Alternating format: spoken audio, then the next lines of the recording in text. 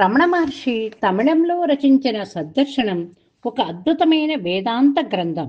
సద్దర్శనం అనే గ్రంథాన్ని తమిళంలో ఉల్లదు నార్పదు పేరుతో రచించారు. ఉల్లదు అంటే సత్యం, ఉనికి అంటే ఉనికి ఒకటే సత్యం, నార్పదు అంటే 40, ఉన్నది ఒక్కటే అయిన సత్యాన్ని 40 శ్లోకాలలో వివరించారు. ఈ తమిళ గ్రంథాన్ని వారి శిష్యులలో ఒకరైన వాసిష్ఠ గణపతి ముని సంస్కృతంలో అనువదించారు. దానికి వారు పెట్టిన పేరు సద్దర్శనం.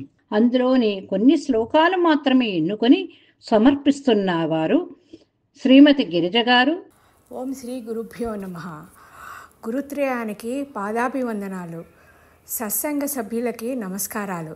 రమణ మహర్షి బోధ నేనెవరు, హూమ్ యామ్ ఐగా ప్రసిద్ధికెక్కింది. నేనెవరు విచారణ అంటే అహంకార విచారణ. రమణ మహర్షి మిగతా వేదాంత గ్రంథాలకు భిన్నంగా జీవుడిని విశ్లేషించి జీవుని యొక్క అహంకార విశ్లేషణ ద్వారా సందర్శనం చేయిస్తారు. వేదాంత బోధ 3 దశల్లో సాగుతుంది. ఒకటి సంసార కారణం, మన జీవితంలోని బంధనాలకు మూల కారణం ఏమిటి అని విశ్లేషించి దాని కారణం ద్వైతం అంటుంది వేదం, అంటే నానాత్వం. 2 ద్వైత దర్శనం, ఇది 3 రూపాలుగా కలుగుతుంది: జీవుడు, జగత్తు, ఈశ్వరుడు. జీవుడు అంటే నేను, అహంకారపూరితమైన వ్యక్తి, ఉత్తమ పురుషుడు నేను. జగత్ నువ్వు, నాకు ఎదురుగా ఉన్న జగత్, దృశ్యమైన ప్రపంచం, ద్వితీయ పురుషుడు. ఈశ్వరుడు అతడు అధోక్షజ, కంటికి కనబడనివాడు, ప్రథమ పురుషుడు. జీవుడనైనా నేను జగత్తుతో వ్యవహారం నడుపుతూ జగత్తు నన్ను బాధిస్తోంది అని ఈశ్వరునికి మొరపెట్టుకుంటాను. దీన్ని త్రిపుటి అంటారు. ఇది సంసారానికి దారి తీస్తుంది. ఈ 3 ఒకదానితో ఒకటి పెనవేసుకొని ఉన్నాయి. 3 ద్వైత నివారణ. ఈ ద్వైత నివారణ చేసే పద్ధతిలోనే రమణ మహర్షి ప్రత్యేకత గోచరిస్తుంది. సంసారం అనే భవరోగానికి కారణం ఏమిటి? జీవ జగతి ఈశ్వర భేదం. ఈ ద్వైత భావన అజ్ఞానం వల్ల కలుగుతుంది. అజ్ఞానం అనే కారణం నుంచి పొరపాటు పుడుతుంది. అజ్ఞానానికి కారణం ఏమిటి? అభేద జ్ఞానం లేకపోవడం. అభేద జ్ఞానం పొందితే అజ్ఞానం పోతుంది. అభేద జ్ఞానం ఉన్నది ఒకటే ద్వైతం, రెండోది లేదు. అద్వైత జ్ఞానం పొందడం ఎలా? సందర్శనం చేయాలి అంటున్నారు రమణ మహర్షి. ఉన్నది ఒకటే సత్, శుద్ధ సత్. ఆ సత్తుని ఉనికి అంటున్నారు రమణ మహర్షి. ఈ శుద్ధ సత్తుని అర్థం చేసుకోవటానికి జీవ జగత్ ఈశ్వరుల్లో దేనినైనా అధ్యయనం చేయవచ్చు. ఇక్కడ రమణ మహర్షి జీవ విచారణను ఎన్నుకున్నారు. దీన్ని శ్రేష్టమైన పద్ధతిగా భావిస్తున్నారు. దీనికి 2 కారణాలు. అహంకారం మన అత్యంత సమీపమైనది, శరీరానికి మనసుకి సన్నిహితంగా ఉంది. 2 అహంకారం నాశనం చాలా కష్టం. అది మనకి అతి సన్నిహితంగా ఉండడం వల్ల మనకు తెలియకుండానే మమకారం ఏర్పరచుకుంటాం. మమకారాన్ని పారద్రోలడం అంత కష్టం కాదు, ప్రత్యక్షంగా ఎదుర్కోవాలి. ఆశ్చర్యకరమైన విషయం ఏమిటంటే రమణ మహర్షి అహంకార విచారణ విలువను, దాని లక్ష్యాన్ని అనేక కోణాల నుంచి విచారిస్తారు. కానీ అహంకార విచారణ ఎలా చేయాలో మాత్రం ఎక్కడా చెప్పరు, చర్చించరు. ఈ విషయంలో ఆయన యొక్క మౌనం అనేక వ్యాఖ్యానాలకు దారితీసింది. అసలు రమణ మహర్షి జీవ విచారణ ఎందుకు ఎన్నుకున్నారు? దానికి 3 కారణాలు.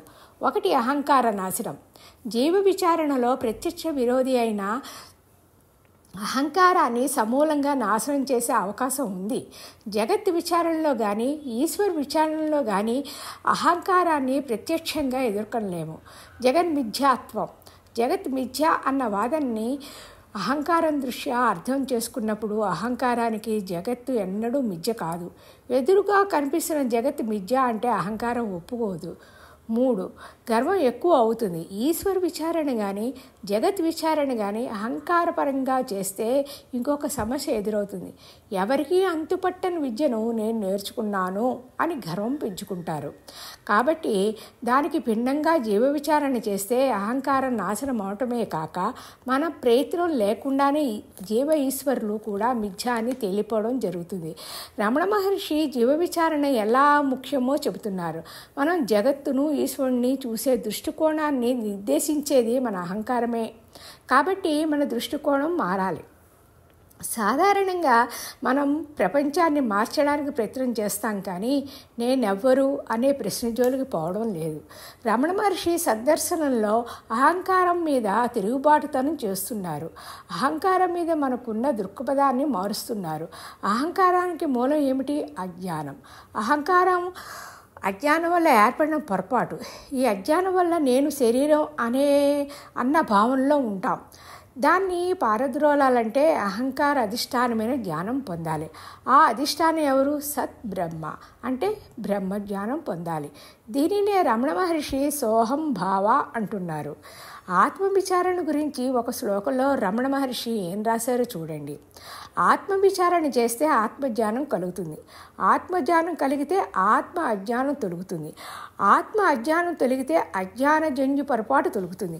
కాబట్టి మిథ్యా త్రిపుటాలను నాశనం చేయాలన్నా, మిథ్యాహంకారాన్ని నాశనం చేయాలన్నా అహంకారాన్ని నాశనం చేయడానికి ప్రయత్నించకండి, దాని అధిష్టానానికి వెళ్ళండి అంటున్నారు రమణ మహర్షి. ఓం తత్సత్. సర్వం శ్రీకృష్ణార్పణమస్తు.